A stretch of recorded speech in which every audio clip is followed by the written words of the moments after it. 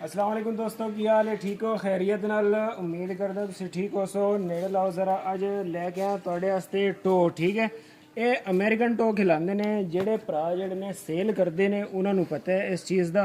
ये American to है। एक जर्मनी का टो होंदा है, वो महंगा होंदा है।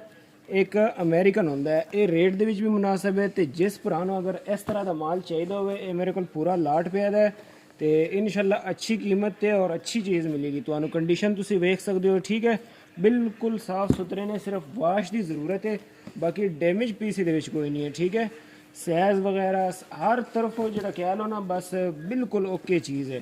सिर्फ खरीदो, सेल करो।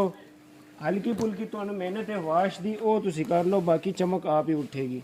कंडीशन वेख सकते हो। ठीक है, बिल्कुल साफ सुथरी कंडीशन है। कोई इस दागी पीस खराब पीस ये नहीं है।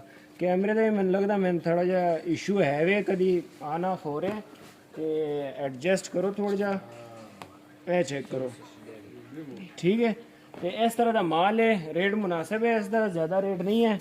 जिस भरा चाहिए होवे डिलीवरी आल पाकिस्तान है। सिर्फ एक कॉल मारो, भरा तुहाडा हाजिर है। ठीक है, तो उस बाद कम अज़ कम जड़े ने 100 पीस तुसी ऑर्डर कर सकते हो। तो एक दो पीस लिए हजरात बराए मेहरबानी रब्ता ना करो। एक दो पीस असी नहीं देंगे। मिलते हैं इंशाल्लाह नेक्स्ट वीडियो च। अल्लाह हाफिज़।